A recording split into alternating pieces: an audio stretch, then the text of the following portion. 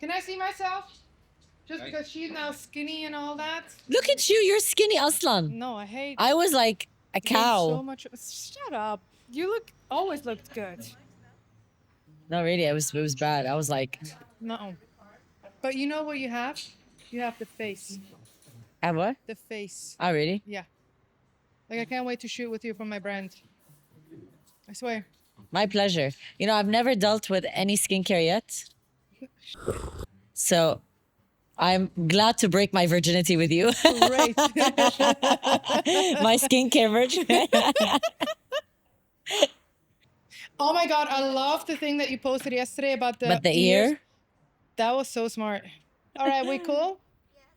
Yeah? All right. Mace, how are you? I'm good now that I'm with you. I feel the same. Thank you, first of all, for being here. It means a lot to me. That's our order. Oh, lovely.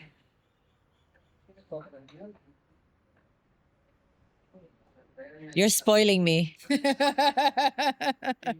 Thank you. Thank you very much.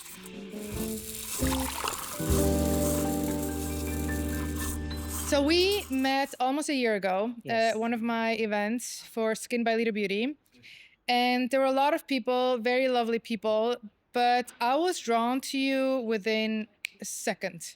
Like, everyone came, and even my husband, Robin, he was like, wow, she's really dope, you know? And I was like, Oh, I know, thank you. I feel the same. And just your story, and, you know, I met a lot of people in the industry, in the wellness industry, in the life coaching industry, but I haven't really met someone like you, because I know you already talked a lot about, you know, your story, and I know it's hard to keep telling, you know, your story over and over again. But I think it's important to, you know, talk a little bit about your background, and what you battled, because after talking to you, you changed my perspective on so many things, because you went through a lot of things in your life. And just every time I see you, or I see your videos, or I talk about you with like Dina or someone else about you, they're always like, she's so positive, and like, it's not an act. That's literally who she is. And I'm like, how the hell do we become that person? Like, you know what I mean? So if you can tell a little bit I'll about spill the you. coffee today. You're spilling the coffee. I'll spill the coffee, the tea, and all the secrets ingredients that go in it. Thank you so much. It really means a lot to me that this is the way you perceive me. And at the end of the day, I always say this: the way you see people is a simple reflection of who you are. So that's really, you're seeing me through your eyes, which is who you are. And it means a lot. It shows what a pure soul you are. And that's what I told you the first day I met you. I said, you're such a pure soul. And when I went to your event, I still remember, because I'm into wellness, you know? Right. So you don't see me a lot in makeup or skincare or. Right. For some reason, I said, you know what? Skincare is not a bad idea. Let me go to this event. Little did I know that the person behind the event is the guru of wellness. So it's amazing how things are meant to be, Right. and it means a lot. But you said a very strong point that it's not an act about being positive. It is truly who I am, and the secret is very simple. It's a choice. Oof. And I choose every day to wake up in the morning, which is something everybody has, which is a choice. The minute you wake up in the morning, you can choose to either say that you woke up in the wrong side of the bed, Right. and choose to have an anxious day, get irritated by traffic. That is a choice. And you can choose to be in that traffic, Right. to go to that office and still make the best out of it and look at the bright side of it, or enjoy your time. So regardless what I've been through in terms of health, or in terms of money being stolen, or in terms of many things that I've been through, I still always ask myself, what result do you choose? Oh, I just got goosebumps. You know? So it's as simple as that. And people say it's easier said than done. And I always say, when it's done, it becomes easy.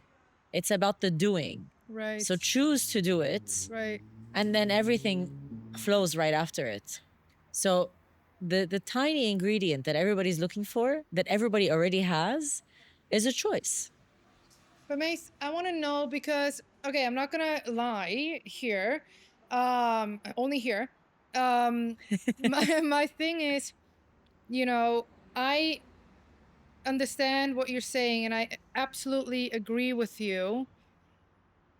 But it's so hard. It's so hard when certain things happen to you to stay positive. Like, that's what I'm saying. Like, when I look at you, I really truly believe that when you say, like, I choose this, I choose a good day, and all that, what you're saying. But it's hard. It's like when you, and it's crazy because you went through, like, if I can say, like, you went through cancer. You just Yes. said you went through people, stealing money from you, or, all that. How can you, after going through all that, still wake up and be like, I'm going to choose a good day today? Like, it's hard. And I haven't even experienced like what you have experienced. And it's still hard for me sometimes. It's a saying that I didn't create. It's in history and religions, and all religions actually. But if you want to phrase it from the Bible, this too shall pass.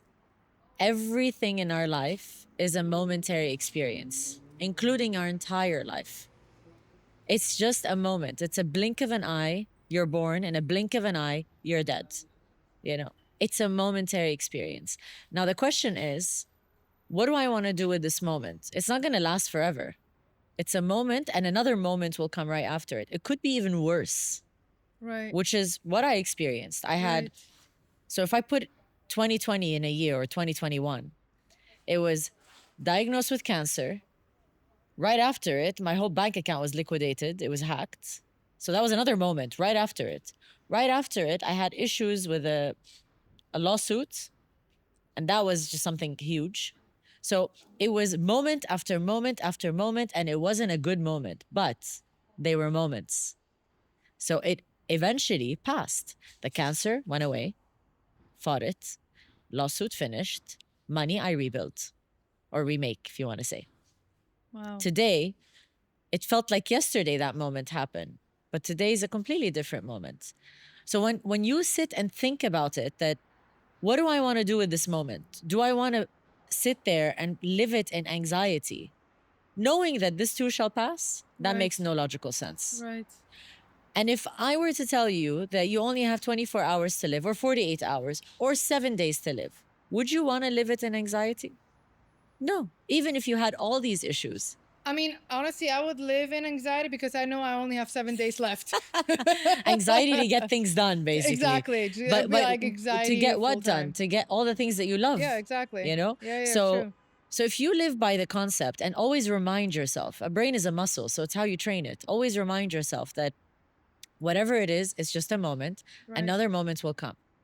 And the metaphor that I always repeat is life is a movie. When you watch a movie, you don't stop in the middle of the movie and then rewind. That's so Nobody true. does that. Everybody continues playing the movie. And if I tell you, would you do that? Would you stop and rewind, play the scene, but then rewind it again, and then rewind it again, and then you sound so like true. you sound ridiculous. Nobody does so that. True. But everybody does that in their life. They go through their day, So they pause in true. the middle of the day, and they start rewinding the scene and reliving that Wow. scene, which is the moment that I'm talking about, instead of clicking play and moving on to the next scene Wow. until the movie ends. So look at it that way. Right. Keep the play button on. Right. You can pause if you'd like to, take a Right. break, disconnect, go to the washroom, but you come back, you don't put rewind, you click play. So, did that your mindset, like, when did you, because you didn't just wake up and you're this amazing, I mean, you did wake up and are amazing how you are, Thank but you, like no, but yeah. the mindset of what you're just saying, Yeah. like, walk me through the process of how you got to where you are now, because to me that's such a healthy mindset, right? It's like, also, when did you get diagnosed with breast cancer? Was that before you started working on your spiritual or self journey, or was it after? No, no, it was way after. So I started my journey more than 12, maybe 15 years ago. Wow.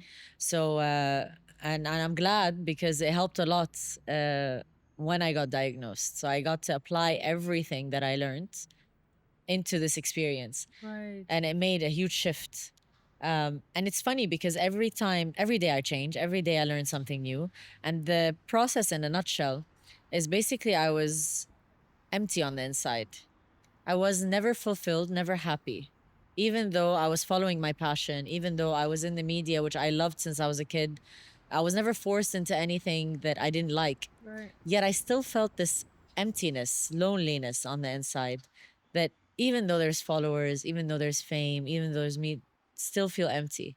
So I wanted answers. Like, why am I feeling the way I'm feeling? What is this brain? Why do people behave the way they behave? You know? And that's when I got into more of neurolinguistic programming, NLP, and working on myself, not to become a life coach, Right. but it was my personal journey. Coming to that point is when I had my biggest wake up call, is when I went through the full learning process, understanding what programming is, learning how the brain works, which is something they should teach in schools, Right. not even as an adult. They should really teach this in middle school. Right. You know, I agree. these are the foundation of the way you're brought up is based on this. Right. And once I got rid of all these beliefs, I realized what the core and the root cause of the problem was. I had no relationship with myself. I could not be with myself alone for more than 5 minutes. And when I used to hear self love, I never really got it. Like, what do you do when you love yourself? You know, you pamper yourself, you go to the salon, you know, skincare. Okay, that's all great, but that's not self love. Right. Self love is being your best friend, your own best friend. Self love is when the way you treat yourself is the way you treat your daughter or your son or your mother or your father, the closest people to your heart. You would never want to make your child hurt or cry. Right. Right. But why would you do that to yourself? Right. And we do that to ourselves. We self sabotage. We don't like sitting with ourselves. And I'm just generalizing here, but some people can relate, is because they just don't like it. They want to be around other people. The minute I got to know Mace, that was like poof, the breakthrough that I had. And I sat down, I think for like a week, just hugging myself, crying and apologizing of more than 20 years plus. You know, I'm sorry I've put you through hell. And when I say I put you through hell, those nights where I cried over things that I shouldn't have cried over, but because who cared? Mace didn't care. I didn't care about myself. You know? Wow. So that was my biggest wake up call. And when I really felt that charge, that fulfillment, that happiness on the inside, the minute I created that bond with myself, I said I would be selfish if I didn't share this with the world. And that's when I decided that, you know what, since I'm already certified, let me go ahead and become a life coach. Let me start coaching people. Right. So they get to experience that aha moment that I had. Before we get into the life coaching, you said that you got diagnosed right after, after you already started your journey, right? Yeah. A long while after, yeah. So when you got the call or the message, like, where were you? Did you cry? What was going through your head in that moment when you got that call, right? To you going through, surgery and chemo and all that stuff. Yeah. Like, what was that process? Because why it's so important to me is, I actually, before you came, I had Lauren from Cosmopolitan, an editor. She was here, and she just, battled breast cancer. And it's crazy, the number. I think she said now it's like 1 out of 3 women are getting breast cancer, Yeah. right? And so many, especially young girls that are watching as well, like, it's important for them to go and check. I think that's something that is such a big topic for women, and I feel like we're not really talking about it that much.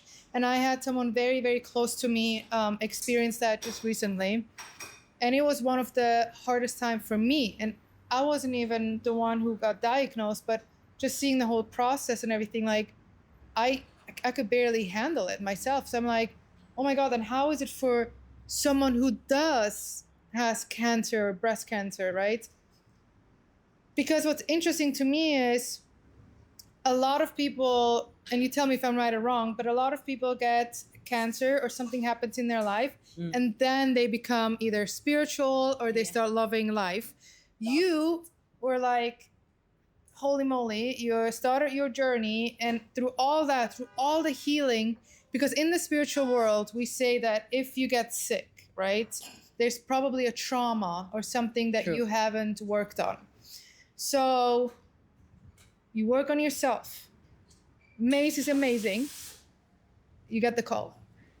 I was on a live morning show. I was at the time a TV presenter for a Right. live morning show, and I had gotten my ultrasound. It was, I think, 5 days before, or no, sorry, not the ultrasound, the biopsy. Right. So I had a week before gotten an ultrasound, and in the ultrasound they said it's nothing, but we need a biopsy. I've had multiple biopsies before, so it's not, and they were all negative. Right. You know, and it's normal, just to kind of put awareness on this, that if a doctor tells you that you need a biopsy, it doesn't mean that it's a cancerous tumor. Right. You know, I've had from 7 biopsies, they were all benign. Right. So that's one thing not to panic about if you hear the word we need a biopsy. Right.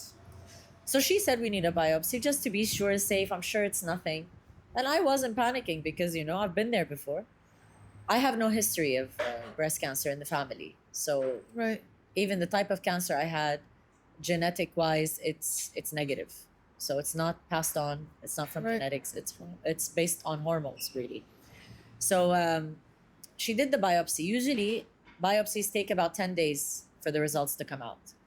4 days later, I get 3 missed calls on my phone while I was on the live morning show. So when I finished, I saw my phone, 3 missed calls from the hospital. Maybe they needed something. I called back. I said, is everything okay? Yeah, your results are out. The minute she said your results are out, I knew. Oh. Because the results don't come out in 4 days unless There's something. there's something. It takes 10 days. Like, because I'm used to 10 days, you know, and I've had them before. Again, maybe it was just my luck that it came out fast. I have no idea. Also, not to panic about if you get a call 4 days, they might be fast, you know? Now everyone is like, oh no, I don't want to pick You up. know, and if you don't get a call, that's good news. No news is good news. So it means you don't have anything, because Right. a lot of people panic if they don't get a call back. So I said, well, what is it? No, you can come in. Don't worry, it's nothing. And I'm like, okay, I knew deep down my gut was telling me, but I was still in denial. It didn't settle in my head that there's no way I have cancer. But knowing very well that there's a question mark. So I get up and I go direct from TV, full makeup, dress and heels, and I head straight to the hospital. And the doctor sits me down. She says, I have good news and bad news. Dr. Bello. I'll always remember this phrase, the good news and bad news. I said, okay, well, what's the bad news? She's like, no, let me start with the good news. The good news is that your left breast doesn't have cancer. I said, well, what's the bad news? She's like, the right one is invasive carcinoma. And I looked at her, but the way she said it was just funny for me, because it was good, good news, bad news, and the fact that I was a bit in denial. So I was like, no, really? Like, for real? She's like, I'm not joking. It's for real. You do have stage 2 invasive carcinoma. And that's when it really hit me that I'm like, oh, wow. Like, I heard it, you know, I do have cancer. And the first thing I said was, well, what now? What's the next step? I wanted answers and solutions. To me, I was like, it's just a title, but then now what? Like, where am I? You know? I didn't think, am I dying? I didn't think that. I just wanted to understand, where do I stand? So she really educated me. She sat down for 2 hours. I have like a degree in breast cancer right now. And it really gave me some sort of calmness. because I understood. Right. I didn't understand before. I just knew it was breast cancer, but I didn't really understand what goes behind it. So she explained the whole process. And she told me that we're going to need to do a lot of testing, mammogram, CT, MRI, all these tests, and blood tests and all of that. And then I looked at her and I said, Doctor, do you think I should tell my parents now? And all I kept thinking is the well being of my family because I knew I could take it, but I didn't think they could. Now, this is, you want to call it a mistake, probably is a mistake. I didn't tell them. Why? I was worried about their well being. And it was June, I still remember. And June is both my brother's birthdays, two brothers, 1st of June and 20th of June. So it was such a month of all celebrations. And I got diagnosed on the 6th, So I didn't want to ruin this moment. Again, life is about moments. So I said, let them enjoy the moment. Tests are going to take 3-4 weeks. Right. Why put them through this agony in 3-4 weeks? Let all my results come out and we'll just give it to them. I did tell my older brother though, because he's a doctor, and I needed some sort of support system. Eventually, I told my mom and my dad. Obviously, when I got all my results, would I change it today if I go back in time? I personally wouldn't, but maybe in the future, if I do get like, God forbid, if anything were to happen to me, I would let them know first. Right. Regardless of birthdays or celebrations, I would let them know first. So yeah, it took me a while to tell them. And I had to live a normal life for 3 weeks. Daily in the hospital, they had no idea. In CT scans, MRIs, they had no clue.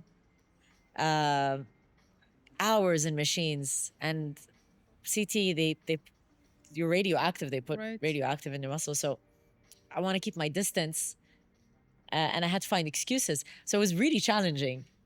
But then I realized that the people that pay the price more than the people that are diagnosed are the people that love them, family and friends.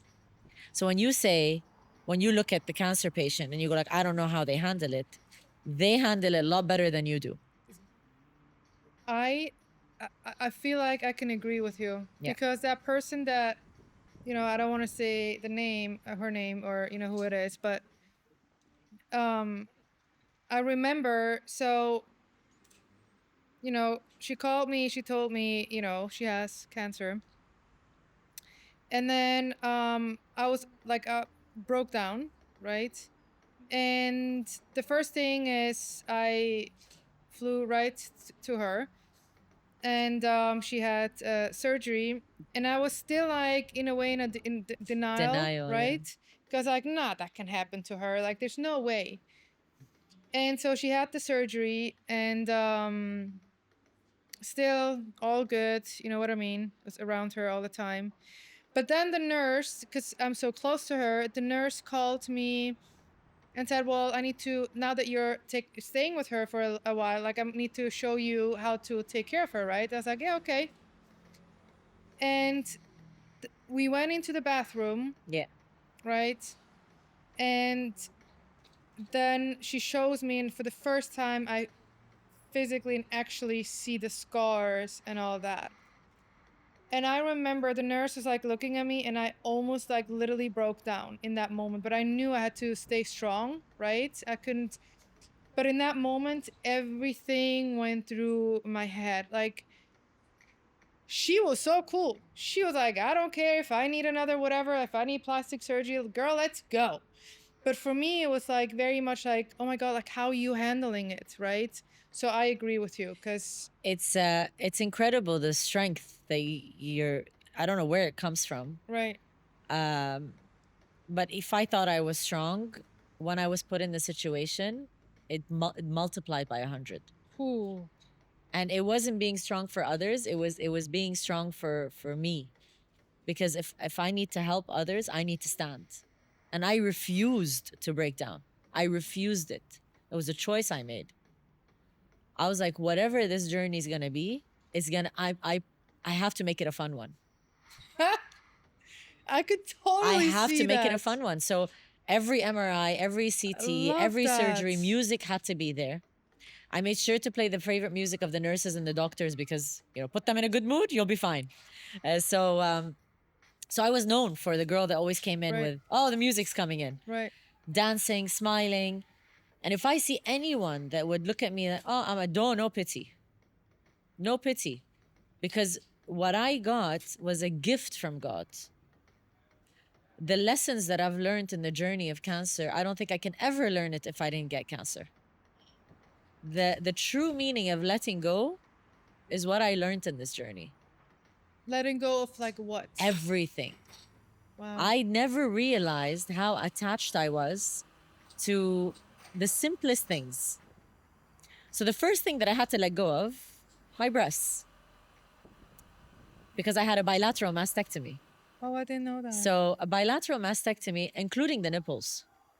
That was, I think, the hardest. More than the breast, the nipples were the hardest part for me. Because that was a huge part of my feminine side, and I'm happy to speak about it openly. That it was like, but wait, it's my feminine side, you know? Right. And I don't have a partner. What if someone doesn't accept me in the future looking like this? Even if you get cosmetic surgery, it's never going to look the same without the nipple. Like, there's a lot of questions. And I've realized at the time how much anxiety I got just thinking about the process. Fast forwarding the movie to a scene that doesn't exist yet, you know, or creating a scene that never happened. So these are questions that kept coming up in my mind about the surgery. And then I was like, you know what? They served me well. 32 years, they served me well, my breasts. So if they're going to go, they're going to go in a big bang and a party. So I threw a farewell party for my boobs. And wait, that is so. Oh my God. Should be a trend, by the way. What? I mean, not that we Not that we should. not that set the we'd trend. hope for people to get bilateral mastectomies or a single mastectomy. But if you're letting go of a body part, regardless what it is, if it's a finger or if it's a breast, it's been with you for all these years. I think it deserves a farewell party. I think that is so beautiful. So it was the best party that I did. How was that party? It was very awkward when I sent the invite out, especially because it was a mixed party. So the guys were very confused. They didn't know what to do with the invite. Farewell party for my breasts. They're like, what? They served me well for 32 years, and it's time to say goodbye. Wow. You know? I donated all my bras, and I'm not going to use them, so I might as well give them away.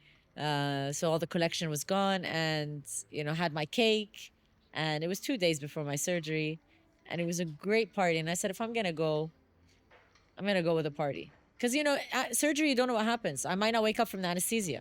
Complications might happen. So I said, if I'm going to end it, I'm going to end it in a party. So I really did. I lived every moment like it was my last. And that was the first part that I had to let go of. Right. Let go of a body part without letting go of my feminine side. Cool. Which was a very tricky thing.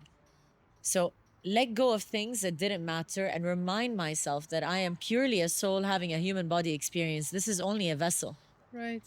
Regardless what this vessel looks like, what matters is what's inside. Right.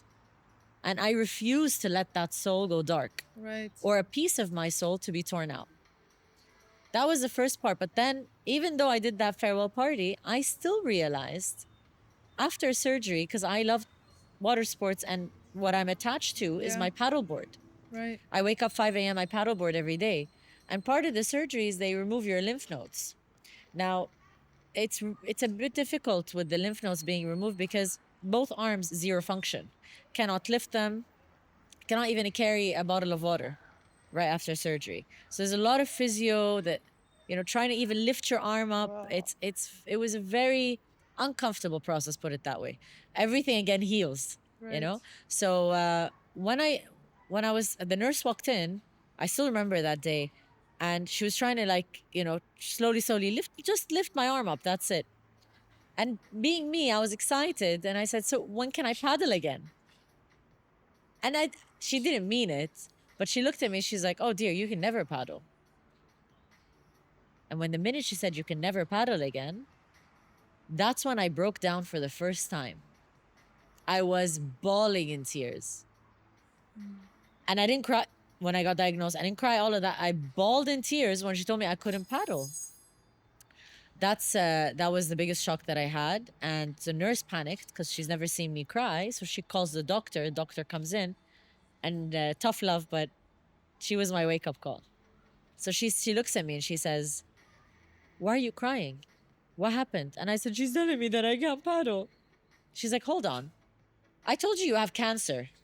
And then I tell you get bilateral mastectomy and you don't shed a tear. When she tells you about a rubber, a plastic that you can't paddle, which you can, okay, you bawl? Really?" And then that hit me and I said, she's right.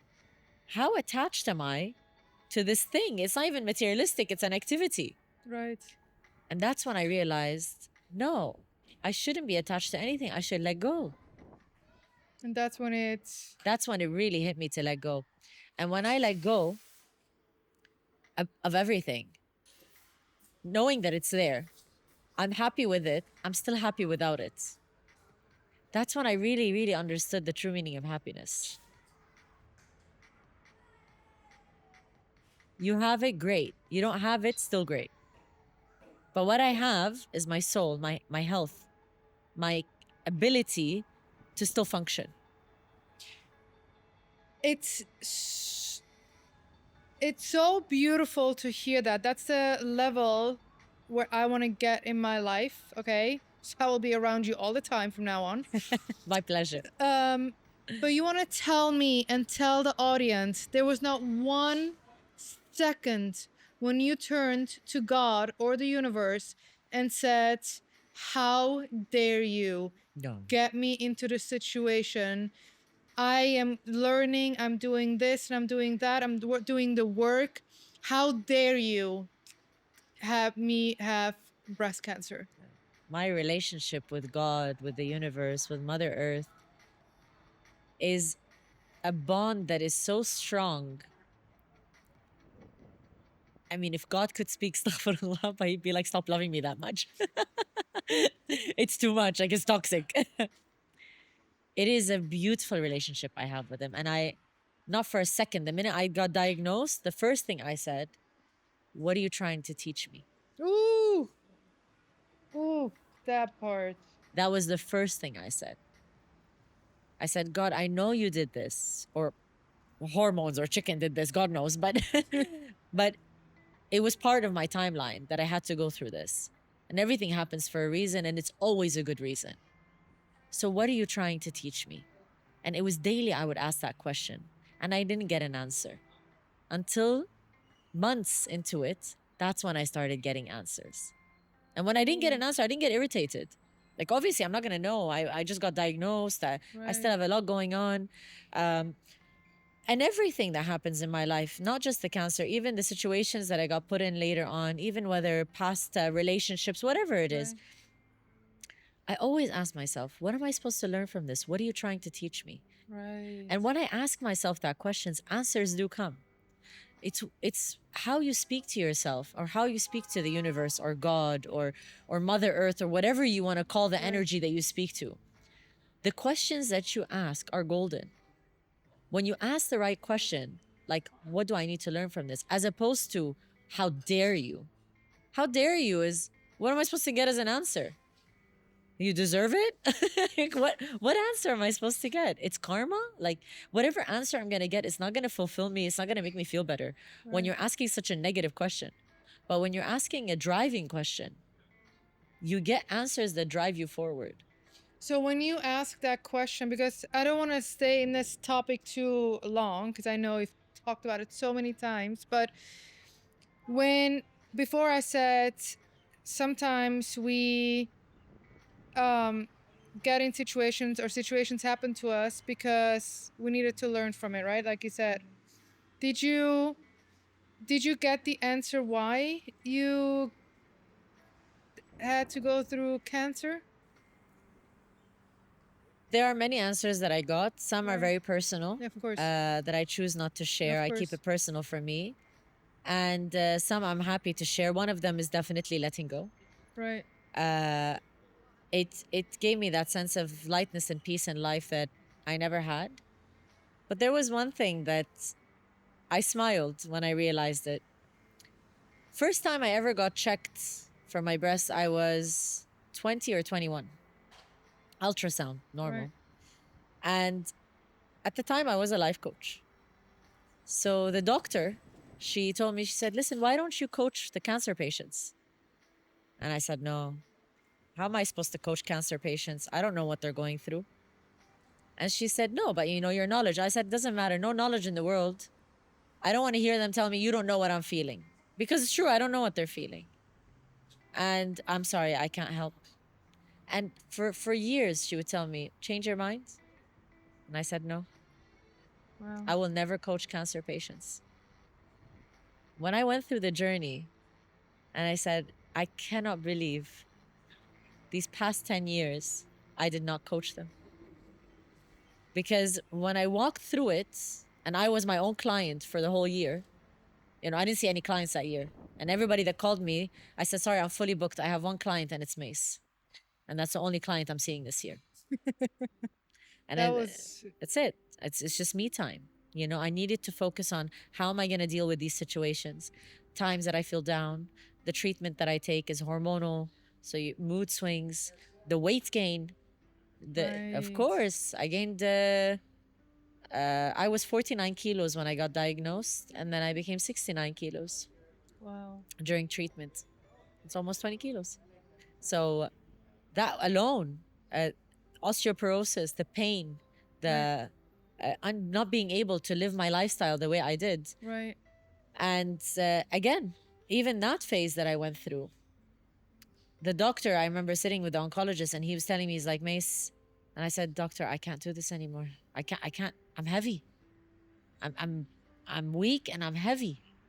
This was exactly 8 months ago. I sat down in his office 8 months ago and I said, I'm weak and I'm heavy. You need to help me. And he laughed. He said, you're weak and you're heavy? And he just said one thing. He said, that's your doing, not the Oof. medicine. I'm like, what do you mean? No, it's the medicine. He's like, no. The medicine has side effects, but everything else is your doing. So he's like, you want to do a test to see if you can train a little bit, but choosing to be handicapped is on you. Wow. And I'm like, okay, you know, oh, my arm, I can't move my arm, and Fadima. I left his clinic, the hospital. I got in the car and I went straight to the gym. I hated gyms before. I would never step foot in a gym because I like sports. Right. I went straight to the gym and I nobody was with me, no motivation, no friend that's pushing me forward. My health was my motivation. The fact that I could walk was my motivation. The fact that I could actually lift my arm was a motivation. Right. So I walked into the gym and I started seeing personal trainers till I met my lovely Dani, which I give all my love to her. And we had this click. She understood me. Mm. And I said, I'm going to give you my 200%, but I need you to help. And in 6 months, I went from not being able to lift half a kilo. I was on resistance bands with her.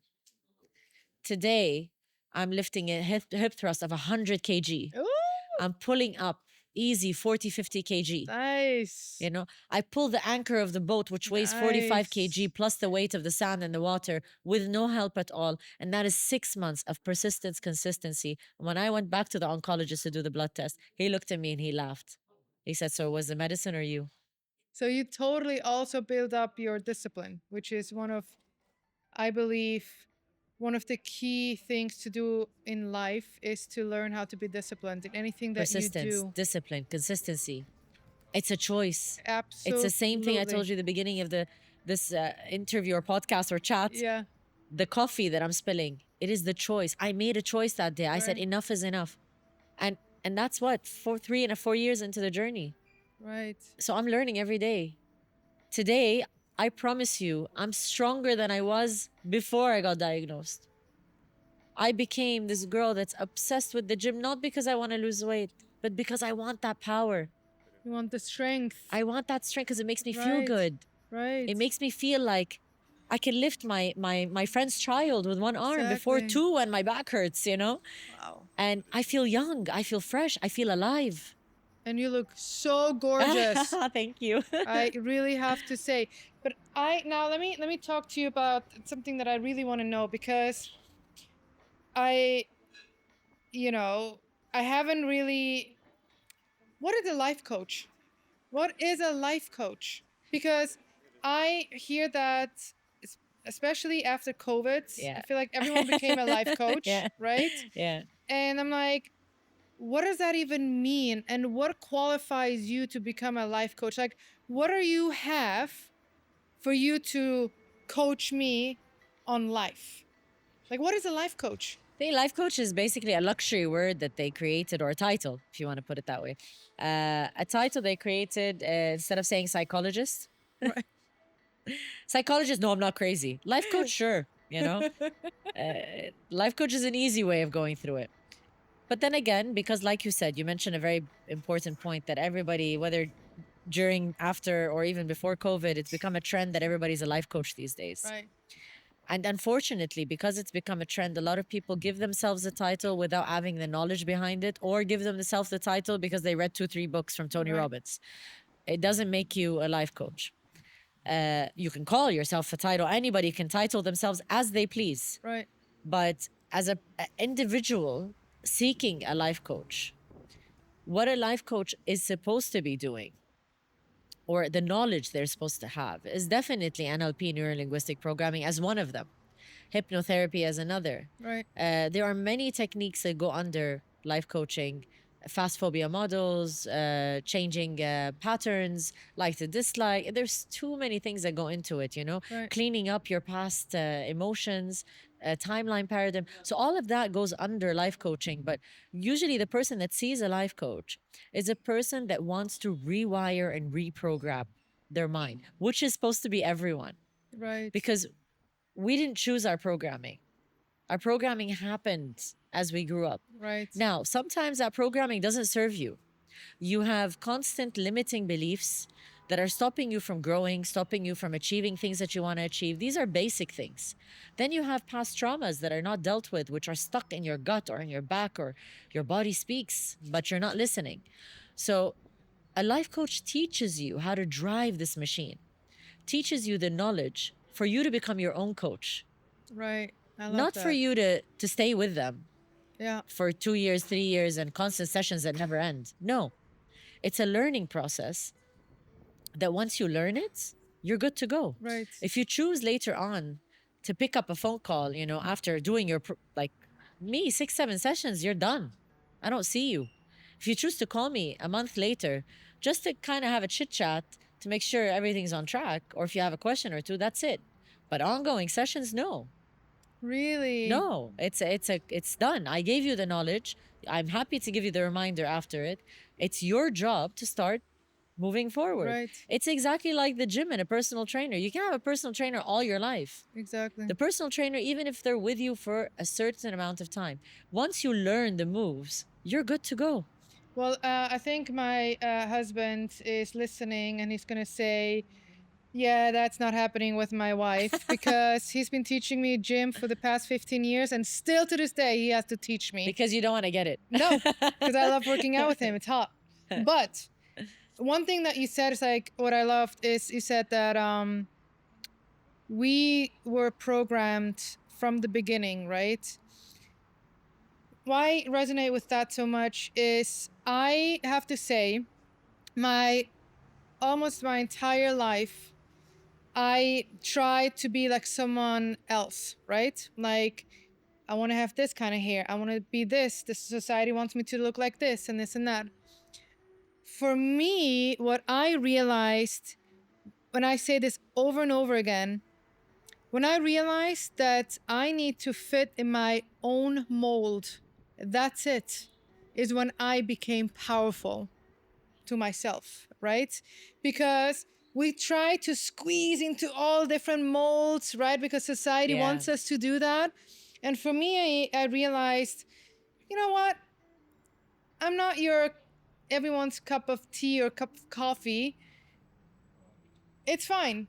I don't have to. You don't like me? Don't hang around me. It's good. Like, I'm not going to change for you. I'm going to change for me. And that's so 100%. hard for people to understand because when you talk about that, it automatically looks like, oh, she's arrogant. She's selfish. She only thinks about herself. How can we think about you or me think about you if I lost myself, Yeah. right? And I think the right coaches like you can help women to get to that point. But I see so many where it's like, yeah, I'm a life coach. And it's like, great. Like, and you ask them, so what do you do? What does that mean? You don't get that answer. So this is why the name of life coach, like you said, it's like a fancy word, became so like, oh, Misused. right, Yeah. you're a life coach. Yeah, I know. Right. That's why I'm like, I don't know what to call myself these days because But apparently life coach isn't a good one. but you said something I heard the other day, that you said that you are a wellness expert. Yeah.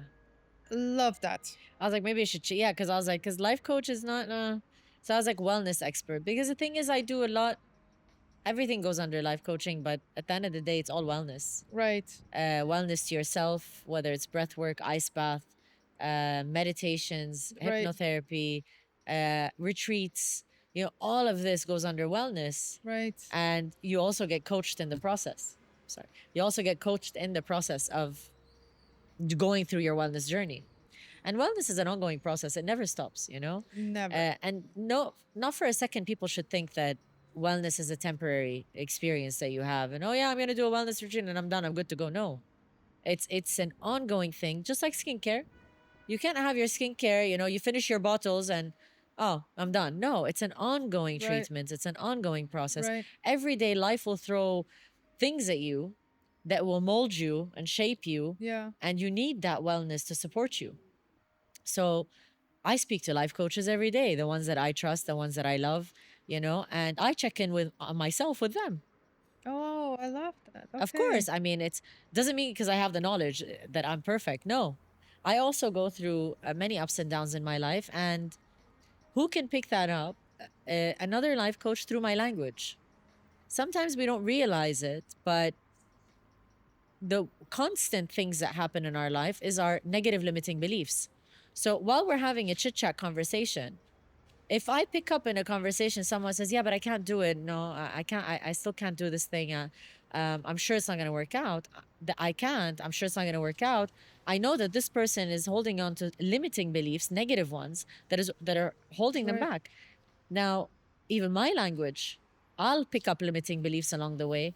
That I pick up the phone and call the coach, let's have coffee, just coffee. And at the end of the coffee, I said, so what? Where am I? And then they hear what I didn't hear. Right. And they say 1, 2, 3, 4. And I'm like, good. I'll take it from there because I know how to fix it. Right. But sometimes when you go into very dark spaces, which I've been in, I got into a very dark space at some point that I called my coach and I said, I need help. I'm in a very dark space. But I realized that there was a problem. 50% of the solution is when you realize you have a problem. I agree. Not bury yourself and still say, I'm not having a problem. I'm a victim. Right. That right there. I feel like a lot of people are so much in their victim mentality, right? It's like, and I was the same, not gonna lie, because my life was not easy growing up. So I would a lot be in a victim mode. I would be like, well, you did this to me, so I'm gonna do this to you, or the world, this happened to me, and I'm so, whatever. How do you get out of the victim mentality? Like, how is it that, when, first of all, how do you realize that you have a victim mentality? And secondly, how do you get out of the victim mentality? I'll give you the easiest metaphor for that. But first, the realization that you're a victim is the minute you start pointing fingers and blaming. When you say, why is this happening to me? The result that happened was because of this person, was because Right. of my job, was because of the financial crisis, was because of always something outside of you. Right. The result that happened in your life happened because of something outside of you. You're a victim. Right. If you sit down with yourself right now, whoever's listening or watching, and realize the conversation, if you have ever said that it happened to me, or the results in my life is because it's not in my hands, then know that you're playing the role of a victim, and you can stay there because nobody's gonna get you out except you. Right. The minute you start taking responsibility for your results, which is your responsibility, it isn't the world's responsibility. And I'll give you an example of something that's very tough. Financial crisis. You know, people go like, son, no job. I don't have a job. I don't have a career. I don't have money. How am I supposed to support myself? What am I supposed to do? You know, it's happening to me. If I take the same person that's going through a financial crisis, shift the mindset of taking control of the situation and says, okay, the situation is a financial crisis and there's no job. What can I do? State of mind, which impacts my mood, which impacts my thinking, which impacts my behavior, Right. which then gives me the results. What can I do, my behavior, that will give me the result that I want? The question is, what is your result? What do you want? Do you want a job? Do you want 100,000 dirhams a month? What do you want? The minute you answer that question to yourself, I want this, your mind will start opening up solutions or giving you that extra push for your behavior to start making a move to look for that job. Right. Now, that person is also living the crisis. The other person is just sitting at home crying that this is happening to me. Right. So, the metaphor that I'm going to tell you is how to get out of it. You choose to either be in the driver's seat of your car or the passenger seat. You cannot be in both. You cannot drive your car and have one leg in the passenger seat. Driving your car means you're in control of your life. You know where you're going, destination A to B. Passenger, you're just sitting there and you're letting life drive you. No clue where the destination is, okay? And not sure what's going to happen, Right. which turn it's going to take. Right. If you want to know where you're going to go in life, you're going to have to drive your life. You can't sit in the passenger seat, I love that. which is the victim. So my work is I have my own beauty brand and I have to be out there a lot, which I mean I don't go to events a lot because I truly believe in energy and I don't want to be around a lot of people not knowing their energy because it can affect me a lot. And I had to learn this, especially because of my husband. I remember when a few years ago it was me, my husband, and another friend were sitting at a table. And he said to me, the friend said to me, "You're such a good friend. You're there for everyone. Whenever anyone needs anything, you're always there. I love that about you." And then I remember Robin turned to him and said, "I'm sure you love it, but you don't see the time where is in bed with no energy because she gave all the energy to you guys." And that was the moment for me where I was like, wait a minute. I'm giving out so much energy. I'm always there for everyone, right? And I'm always tired or I was suffering with depression and anxiety. So with my business, I'm very selective to where I go or who I hang out with because that was an eye-opening for me. When you work with people, and I guessing as a life coach, it's not easy at all because you have your own issues, right? And then you have the person that you're coaching and their issue. How does Mace go home and say, I need to cleanse myself? Like, how do you get away from that negativity or that energy? There's a big difference between someone like a friend coming to complain about their issues of life and the negativity, and there's what I do is in career wise. If someone comes to me as a client, big traumas, issues, problems, I'm not there to listen and pat on the shoulder. You know, I know what I'm doing. Like I'm sitting there, they're talking, but I know where we're getting at. Like, okay. And usually I don't let them get into details. So Why? because there's no need. Okay. Because I know what work needs to be done. Right. Regardless what your trauma is, let's clean it up. Right. So if you're gonna sit there and tell me about all the details of your trauma, one, you're reliving it. Right. Okay. Two, details are not necessary. The root cause is. Right. So once we get the root cause of the problem, let's dig into it, let's solve it. Unplug it, rewire, reprogram, and clean out the system. So to me, it's just kind of I know what I'm fixing. It's like a puzzle. So I don't have that emotional connection with the client that sees me, and I never will. Right. As the minute I'm emotionally connected, I can't be their coach. which is why it's not recommended to coach your family members and friends because there's an emotional attachment. Right. Once you're emotionally attached to that person, you're not going to be thinking straight or biased or whatever it is that Right. your coaching techniques are going to get impacted. So it's recommended, it's like doctors, don't operate on your family members. Right. There's an emotional connection. So for me, there's no, like, they can tell me whatever trauma they're going to tell me. It is not, there's like a barrier. Did you train that to be like that? Yes, I mean, it's part of training to be a life coach is okay. that understanding that Okay. their issue is not yours. And you're there because you have the tool to fix it. So Right. it is a happy ending. So why be sad? Why worry? You know, as opposed to someone coming and telling me something and I don't have a solution to, and I'm like, uh-oh. Now I'm worried, you know? But I mean, it's simple. Like, they call me up, they say, I have 1, 2, 3, can you help? Right. It's instant. Yes, I can. No, I immediately say no, I can't. I don't get into sit down and let me see what I can do about it. If I can't help, I can't help. You know? Oh, that's good. That's good. I don't bother taking the risk or because there's so many Yeah. people out there who think they know everything and have an answer for everything. Yeah.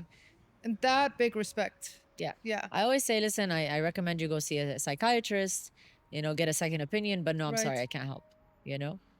Not even for a cup of coffee, nothing. I choose where to value Right. my time. So the hours that I choose to spend on coaching, also I minimize it because at the end of the day, I take minimum clients. I don't see a lot of clients because one, I'd like to focus on them. Right. And two, I choose where to spend my energy. So, okay, my energy, I want to spend it. I have my me time, you know, which I cherish very much. So what is your me time? My me time is when I go out with me. It's me time. When I take myself out. So I drive a boat. So I usually take myself on a morning ride on the boat. I love the sunrises. So I go early morning, you know, I have my coffee or matcha or whatever it is. I take it out with me on the boat. I listen to podcasts, feed my brain with knowledge, have a chit chat with myself, write in my journal, you know, kind of check in with Mace, where I'm in touch with nature at the same time. It's my happy place. So be it on the board or the paddle board or wherever it is, that's my me time. Right. And that's completely disconnected from the phone. So no social media, no nothing. I don't check, like, I'm not sitting there on the boat, you know. Right. No, taking selfies, which is why I think nobody has ever seen me post my morning me times Yeah. because You don't do. I don't post it because it's me, myself, and I. I also take myself on trips. I go Right. solo, travel solo, you know, me, myself, and I. Right. So my me time is very precious to me, and it's what drives me forward. It's what makes me a better person every day, and I always try to see how can I get better. You know, what am I Right. missing out on? There's no one that's perfect. There's always room to grow, and it's a daily thing with me. I always see where can I grow, where can I be better. So that's one value Right. that I have in terms of where I spend my energy. Right. Second, in my work, and my work I split it into pieces. So I have my clients, I have my media, I have this, and then I choose which events to go to as well. But like this one, yeah, it's not gonna be good for me. It's not gonna add value to my Yes. life, and it's not about selfishness. It's about why give out my energy Exactly. when all I'm gonna do is exhaust myself. Exactly. So I choose wisely, and I make sure that I don't burn out. So, do you feel like, how do you see the world right now? What kind of people would you say needs a life coach? Everyone needs a life coach because, like I said, it's the way we are programmed is not by choice. And even not as children, even as adults, when we go through traumas or any trauma, it doesn't have to be something big, like even getting fired from a job, you know, Right. as simple as that, or breaking up from a relationship that's not even a marriage, just like a normal relationship. These are negative things that happen in your life, but they do shape something in you. It could be a fear of relationships. It could be a fear of not finding another job. These things you pick up along the way. And if you're not going to know how to fix it because you don't know how to drive your car, you know, you need to get someone to show you the way. Right. So if there's time heals all. Eventually in time, problems do get fixed. But if you can fix a problem in a week, why would you choose 6 months? Right. Go see the specialist. Let them teach you how to drive your mind, where the buttons are, how to get your answers. Because at the end of the day, if you sit with a life coach that's going to give you advice, you walk out the door. Because a life coach does not give advice. I think you should do this. No. A life coach should never advise you to do anything. So then what does a life coach do? Guide you, teaches you how to get your own answers. So once you learn how this machine works, you will get your own answers. Can I just say something? That brings me, that's one thing that you're just saying this right now. You see, this is why you are the real okay? I'm just going to say it. Because, for example, with the spiritual world, right? I cannot stand it at all. And I don't care. There's not any, and I don't know if you agree with me or not, but there's not any word or situation that I will ever agree with you or you have a point when someone calls themselves a healer. Yeah. It literally is one of the things that makes me so, angry, because I'm like, you're a facilitator, you're a Facilitator, guide, yes. you're this, but you cannot heal people. Only the person itself can heal themselves. Period. True. I don't care what people are saying. So now you're telling me this, that you don't give advice, you're a guide. I'm going to sign up with you. It's true, because today I can give you advice. I say, listen, I think you should do 1, 2, 3. But my advice might not fit for you. It might work for me, Right. for my modality, Right. for my way of living, but it might have a huge negative impact on you. So why am I sitting there imposing my beliefs and my ideology of life on you? I'm imposing it on you. I'm telling you, you should do 1, 2, 3. Right. No, there's no one solution fits all. You have a magnificent machine called a brain, a magnificent machine. It can give you every answer in the world, and it can heal your body. It can heal anything. So if I teach you, it's a learning, guide you and teach you. By the way, if you do 1, 2, 3, you will get answers. If you do 1, 2, 3, your pain will go away. But who's doing it? You're doing it. Right. I'm only showing you the way. You're the one doing the work. Right. So that's why the guidance or spiritual healers, as they call themselves, I think it's just a terminology like the life coach terminology. They made the spiritual healing No, terminology. I think life But- coach and but yeah. healer. No, because to me, I feel like when I meet someone and they call themselves a healer, Yeah. I'm gonna run. I'll be like, I always ask, "Gut." where's your magic wand? Yes. Heal me. It's like, it became like a Yeah. marketing tool. You know what I mean? It's like you're luring in people. So I Yeah. don't know what the hell you want to do with them, but to me, that's a no.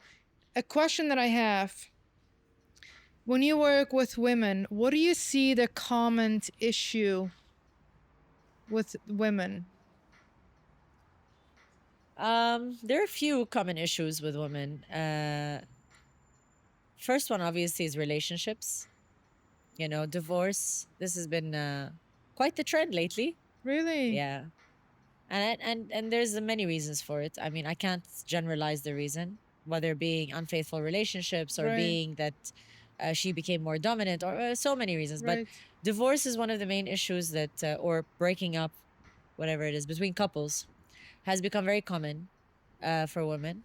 But if I talk about a soul issue with herself, a lot of self sabotage. Oh, that. A lot of self sabotage. And it's heartbreaking because you see these beautiful souls, stunning girls. And she's sitting, and I'm looking at her through my eyes, through my perception. And I'm seeing this goddess of beauty. And she's like, I hate myself. I'm ugly. I'm not good enough. And I'm thinking, oi, I'm happy you're here, because I'm happy to teach you how to see the mirror, to teach you how to see yourself for who you are. And honestly, that point where she does see herself for who she is, it is the most priceless moment for me. Priceless moment. Like, I get more joy than they get when I see this girl that's, stabbing herself and then all of a sudden heals herself and you can see the glow on her face. You know what I ask all my clients to do, especially the girls? The guys don't really like this, but I always ask them the first session to take a selfie. Oh, interesting. And they say, why? And I said, take a selfie, send it to my WhatsApp, and you'll know why later. And once we're done with the journey of coaching, which is sometimes a few days, sometimes a few hours, depending on what they're Right. going through. When we're done, I smile and I said, now take a selfie. They said, why? And I said, take a selfie. And they see it. Right. It's incredible. And that it's a signature that I have. Taking a selfie, it's a signature. I mean, if any of my clients are watching, they know they've taken their selfies and they are shocked. And I said, doesn't matter what I tell you, you looked like before, you're never going to believe me. So Right. let me show you what you looked like before. Right. Why do you think that self-sabotage is what does that cause? Like where is that coming from? I'll tell you where it's coming from. It's we're in a world of where we're open to many people, which is social media, connections, Opinions. internet. Yeah. So there's so many opinions out there Right. that are given to you. Now, where the problem happens is when other people's opinion of you become a belief of your own. That's where self-sabotage happens. So if other people's opinion as in, yeah, you're never going to make it, forget it, just drop it. Yeah, I think, you need to lose weight. I think this, I think, comments, Instagram, opinions, this. Now you take that opinion, you can choose to either poof, let it go. Or the problem is that happens is that they take that opinion and go like, oh yeah, maybe I am not good enough. Maybe I am not beautiful. Oh no, I'm not. I am overweight. I am not good looking. And there you go. So other people's opinions becomes your own beliefs, and that's where self-sabotage happens. Right. This is one of the most common things as to why it's increased lately. You'll find mega influencers on social media, supermodels. Yeah. Yeah. You look at them and other people go like, this is the perfect life, the perfect girl, the perfect model. Sit with her. She's broken. Why? Because of the comments. Right. This gorgeous human being is broken because of the comments. So at the end of the day, anybody can be bulletproof if they choose to be, but anybody can be broken the minute they make other people's opinions a belief of their own. So when you someone that's watching, because I know there's like, I would say 80% of the women, I don't know, I'm just pulling out a number out of my ass, but I would say the majority of women have that. I certainly for sure was doing self-sabotage, for sure. But I got to work, but I also have an amazing husband who really helps me through when I go through stuff like that. But when someone is watching, like, what are the steps to get to heal from that? First step is to understand that you have this belief. To understand that Right. what I'm believing right now is sabotaging me. So realization of the issue. Right. I am not good enough. I can't. Anything after I can't, that is a negative limiting belief. Now, it's a very easy step. I can share it with you. If you do abide by these rules, steps that I'm going to give you, it's an instant change to shift. Yeah. Today, if I gave you only this coffee, Right. and I didn't give you the matcha, and I said, here you go, this is all you're going to drink, do you have any other option? No. No. Belief is the same thing. If you give your mind a belief that says, I am not good enough, and you don't give it any other option, what do you expect it to run by? It's the foundation of your system. So the first step of shifting a belief is to come up with the other option, which is what you would like to believe instead. Right. So I am good enough. The opposite of that. Right. Now, great. Now we have matcha and coffee, What we need to realize is if we were to believe I am not good enough, what would my life look like from now to 5 years? Right. Once you paint the picture of the pain you're going to go through, your mind is going to start understanding that this belief brings pain. Right. What would my life look like if I believe I am good enough? Your mind starts painting the picture of, oh, this tastes good. This looks good.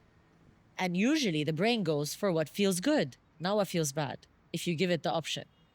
Now, how do you plug in this and remove the old one? Now, here's the trick. You give yourself 3 reasons at least as to why this belief is actually true. And that's the Ooh. tricky part. When I say a person that says, I am not good enough, all of a sudden, I ask them to say, I am good enough and prove it. And they go like, but I'm not. I'm like, I don't know. Go back in time.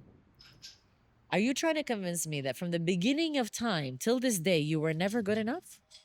Or maybe that belief could be a misconception. So we're kind of shaking the foundation here, as in, no, wait, it's not 100% true. No, yeah, there was a time. Okay, name it. When were you good enough? Right. I was good enough here. Okay, Right. give me another reason. Yeah, I was good enough here too. Watch Right. how the memory starts kicking in.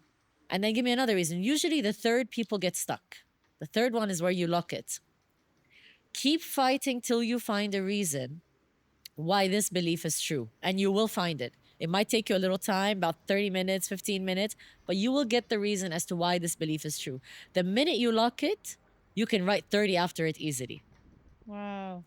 Automatically, it's an instant shift. It is not 10 hours of coaching. It is exactly the 40 seconds I just gave you. It's an instant Wow. shift where if I look at her and I go like, so now tell me, are you good enough or you're not? She says, no, I am good enough. I'm like, are you sure? Because I think you might not be good enough. She said, no, I am good enough. No, there's reasons as to why it's true. Right. So this is an easy way as to shift your belief. There are many other techniques, of course, but this is something that I'm sharing on the spot. Right. I can't do it. Also, I can. Right. Why is it true? Right. So this is how you shift a belief. And I love once you do that. that, your self-sabotage doesn't become self-sabotage anymore. See, you're your own coach, your own healer. You're doing all the work yourself. You start building that relationship with yourself where these beliefs start moving you forward.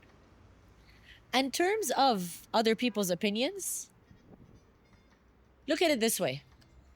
Today, if a garbage truck comes by,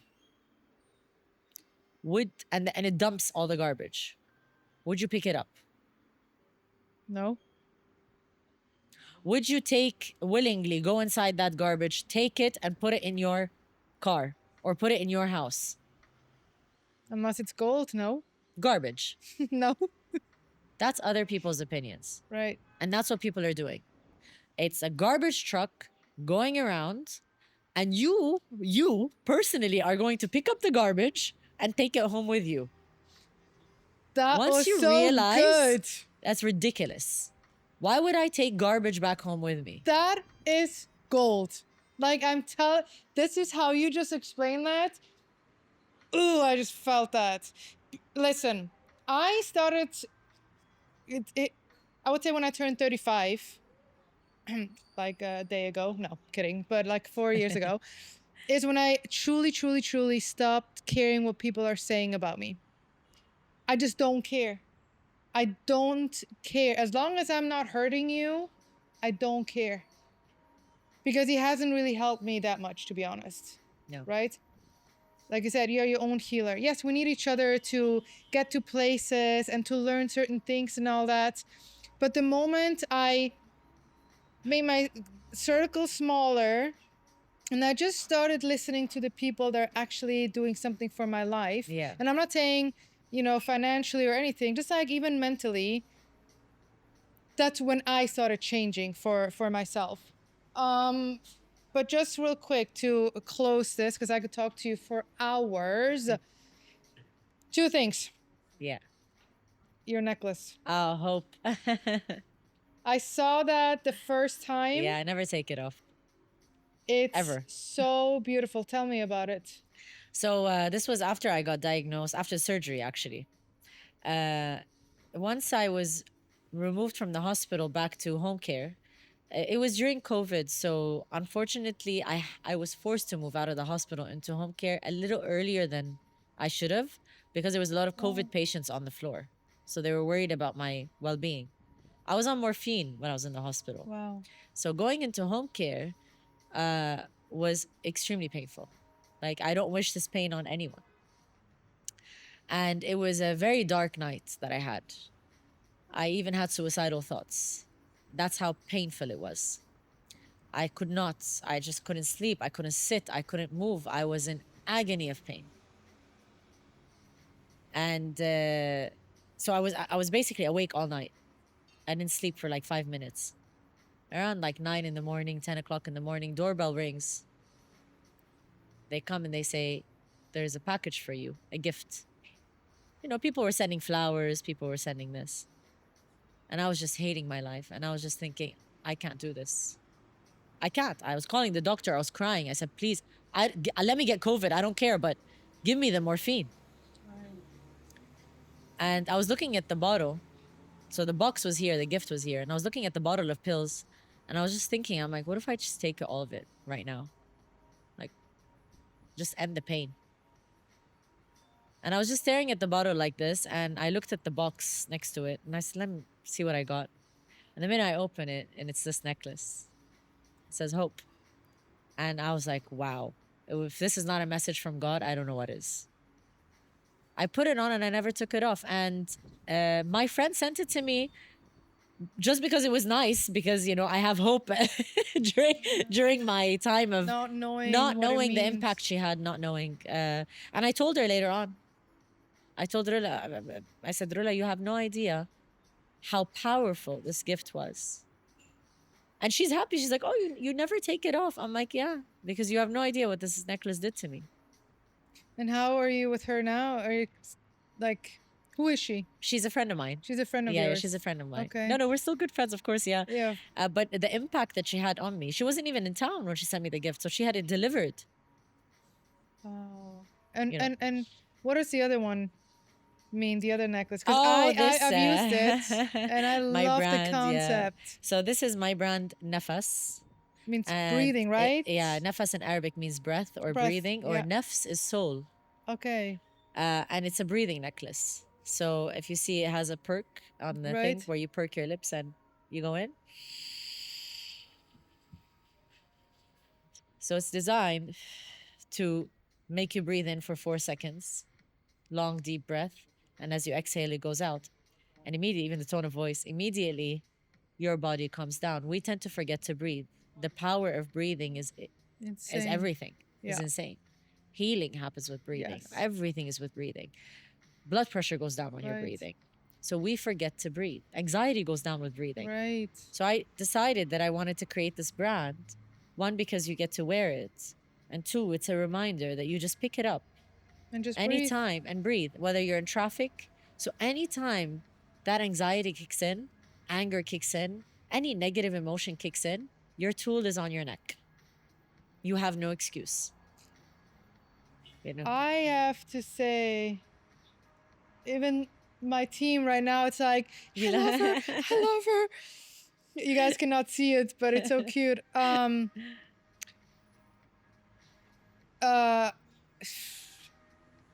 You're whoa. I don't even have words to explain like what you know, like I said, when I met you the first time, I had right away so much love for you. And I remember the one thing that we clicked was about realization, right? We kept talking about that. And now it's like coming back to me more and more. But you are, I hope, and I'm sure you understand what kind of gift you are in this world. Like, you are such a beautiful freaking soul. I'm gonna cry. You know what I mean? Like, I'm serious. Like, you... Thank you. Like, I could literally, and I think my whole team, we could literally sit down for hours and just listen to what you have to say. And that's one thing that I meant before. It's like, when you say you are a wellness expert or a life coach, like, I believe you. Like, the people around you, they see it, they feel it, they experience that part of you. Because after all of that you just told us that you went through, sitting here and having a smile and then loving a life, that's huge. And I really hope that more people can reach out to you and for you to help them. It's and I appreciate you. I have to say, like, you always supporting me, like with my brand now here. Like when I see you, like just when I see you online, like you're such a supporter. Like I love that about you. Thank you so much. Honestly, it means the world to me, um, because we're all a gift in this world in our own way. You Right. know, you're a gift to society as well, and everybody has something to give. But it brings me so much joy that it shows how much I love what I do. Yeah. You guys can see it. It's not just I practice what I preach. I breathe what I preach. It Wow. is what I do. It's my being, Right. you know? And I feel like everybody has their own calling. And I found mine. You know? And I can't wait to glow with your calling of skincare. Which, by the way, I love the products. Thank you. Honestly, like since I started using your products, I don't like I don't use products just to start Right. here. Like I don't have a skincare routine. Like I wash my face with the face wash and a sunblock and that's it. We're good to go. And I remember taking the goodie bag and it all looked so pretty. And it was incredible because like the mist that I was putting on my face, the hydration, you can tell the difference. Thank So you. if you see any glow, it's thanks to the brand. And I don't have any foundation on. Just FYI. Wow. So there's no, there's just blush, but there's no foundation. And this is, yeah, from your skincare routine. Thank you. I want to, before we end this, can you tell everyone where they can find you, like your Instagram or social media name? Yeah. So my Instagram is Mais Mohammed. YouTube is Mais Mohammed. Everything is Mais Mohammed. And if you want to find Nafas, you can find it on disconnectuae.com. So for you disconnect. Right. And that's where you find the shop, which is Nafas. You can also find the ice bath, the breath work, online meditations you can buy, and it's forever yours, lifetime use. And you can also get a paraia. Yes, that's Dina. correct. You can get it at Paralia. It's in Paralia store. So I'm very accessible, very easy. I do have a WhatsApp number as well on my Instagram page. Oh, amazing. So you can easily reach out to me. Right. It's a public number. And I always get back to everyone. So now the last thing before we finish this off. Wait, Dia told me. When is your book coming out? What is it? The Book of Expectations. Game of Expectations. When is that coming out? Because I need to read that. Yeah, that is going to be because I'm a nice very book. huge on that. Yeah. So when is that coming out? Plan is 25th of Feb because I like the date. So it's 25 to 25. Fingers crossed we would do the event. So book yourself for that date, even though there's no book yet. Book yourself on that date. This is my goal, my plan. Let's hope that the book does come out by then. The book is done. It's just in the process of publishers and designers and printing and all of that. But yeah, I do have a goal, 25 Feb, to have a book launch. And I can't wait for all of you to read it. It is a very easy read book. Self-help, and it's only about one thing: how to deal with your expectations so that they always serve you, even when they don't. I need to get that for sure. Because I mean, always, man, does anyone expect this? I didn't expect them to do that. I didn't expect her to do that. So there's a trick. It took me a while to find it, but once I unlocked that trick, I use it and it works. And the girls that were checking out the design for the book also read it. They were the first two to read. And I said, is it working? They're like, yeah. And I'm like, okay, we're good.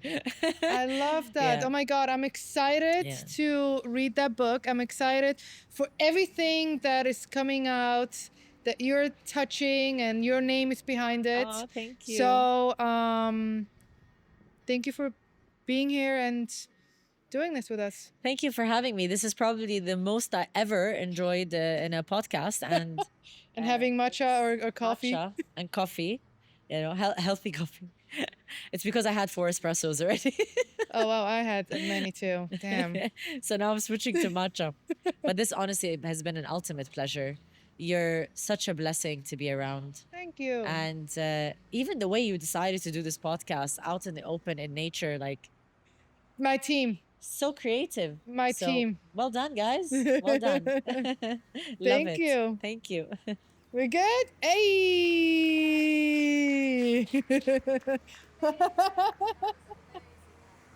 Guys liked it?